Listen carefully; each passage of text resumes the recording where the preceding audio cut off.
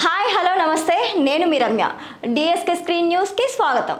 తిరుపతిలో ప్రపంచ స్థాయిలో వేద పాఠశాల ఏడాదిన్నరలోనే అందుబాటులోకి కళ్యాణ వెంకన్న వేద పాఠశాల స్నాతకోత్సవంలో ఎమ్మెల్యే చెవిరెడ్డి. తిరుపతికి సమీపంలోని తుమ్మలం గుంటలో ప్రపంచ స్థాయిలో వేద పాఠశాలను ఏర్పాటు చేయనున్నట్లు ప్రభుత్వ విపి చంద్రగిరి ఎమ్మెల్యే చెవిరెడ్డి భాస్కర్ రెడ్డి తెలిపారు. నైపుణ్య శిక్షణలో 3వ స్థానం, ఉద్యోగాల్లో 2వ స్థానం.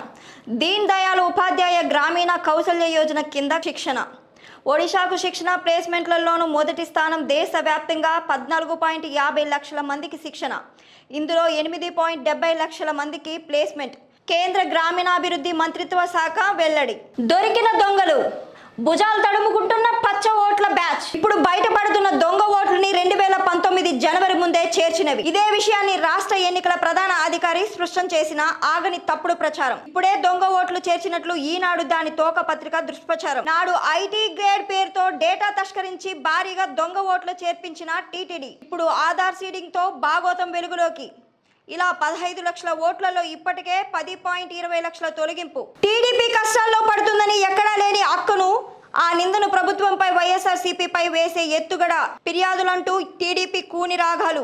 ఎల్లో మీడియా తందాన. గౌరవెల్లిలోకి గోదావరి ఉరుకలు. Reservoir trial run success. 1.2 లక్షల ఎకరాలను సాగునీరు.